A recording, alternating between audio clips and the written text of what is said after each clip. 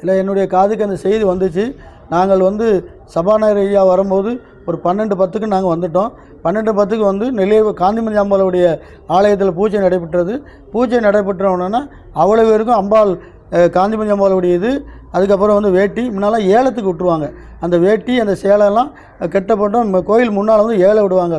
இந்த தமிழ்நாடுடைய அரசு அந்த வந்து அந்த ஆன்மீகத்தில் கிடைத்த அந்த அந்த பொருளை வந்து பொதுமக்களுக்கு நல்லா கிடைக்குன்னு சொன்னதுனால தான் நாங்கள் அதுக்கு ஏலத்துக்கு விடாமல் அதுக்கு வாரக்கூடிய பக்தர்கள் அனைவரும் ஆண்களுக்கு வந்தால் நிலைப்பெருக்கு கட்டப்பட்ட வேட்டி, பெண்களுக்கு வந்து அந்த பட்டு புடவை வந்து 5000 10,000 கிடையாது.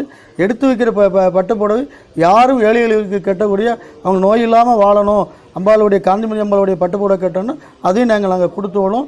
கொடுத்ததுக்கப்புறம் அன்னதானத்தில் பார்த்திங்கன்னா 2 சைடுமே வந்து எப்படி சமத்துவமாக உட்கார்ந்துடைய பேர் இன்றைக்கி அன்னாருடைய நினைவுக்காக சமத்துவமாக உருவாக்கப்பட்ட அந்த சமத்துவமாக நாங்கள் உட்கார்ந்து சாப்பிட்டுட்டு இருக்கும்போது தான் கரெக்டாக வந்திருக்கிறத வந்து ஒரு 850 பேர் 900 பேருக்கு வரைக்கும் நாங்கள் சாப்பாடு அந்த ஆலயத்தில் கொடுத்துருக்குறோம். கொடுத்து முடிந்ததுக்கப்புறம் அந்த இல்லை அப்படின்ற சாப்பாடு முடிஞ்சிட்டு ஆட்களும் வர்றது இல்லைன்னதுக்கப்புறம் தான் அதுக்கப்புறம் சரி செய்து கடைசி வரைக்கும் அரை மணி நேரம் உட்காந்து பார்த்துக்கப்புறம் அந்த 4 குழந்தைகளும் தேர் பக்கத்தில் இருந்த குழந்தையை அப்படி கூட்டிகிட்டு வந்து சாப்பாடுக்கு கூட்டிகிட்டு வந்துன்னு ஒரு நபர் யார் தூண்டுதல் பேருன்னு எங்களுக்கு நன்றாக தெரியும்.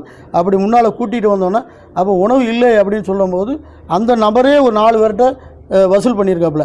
வசூல் பண்ணி நான் சாப்பாடு வாங்கி தரேன் என்று உருவாகியிருக்கப்பட்டது.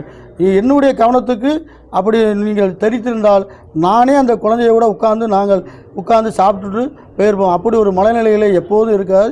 எங்களுடைய தலைவர் முதல்வர் அவங்க இல்லத்திலே சென்று அங்கேயே உணவு அருந்தி அங்கேயே சாப்பிட்டுட்டு வந்தவுடைய முதல்வர் அப்படிப்பட்ட தொண்டனுடைய அன்பு தம்பி.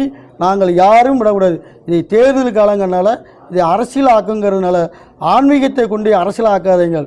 உங்களுடைய உழைப்பு நீங்கள் மக்களை சந்திங்கள். மக்கள் உங்களுக்கு வாக்களித்தான் நீங்கள் வாங்கள். அதனால் இந்த அரசு மேலே அதிகமான நம்பிக்கை இன்றைக்கி அனைவருமே முதல்வர் மேலே அதிகமான ஒரு பாசம் ஏற்பட்டு இன்றைக்கி அவ்வளவு ரிப்போர்ட்டும் இன்றைக்கி முதல்வருடைய பக்கத்தில் இருக்கிறதுனால இதை திசை திருப்பணும் அப்படிங்கிறதுனால யார் உருவாக்கப்பட்டதுன்னு எனக்கு தெரியும்.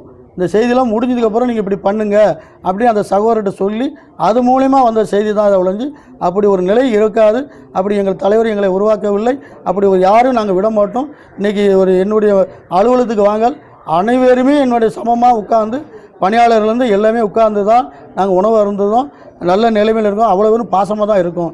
இது அரசியல் உள்நோக்கத்தோட செயல்பட்ட விஷயம்தான் என்பது தெரிவித்துக் கொள்கிறேன்.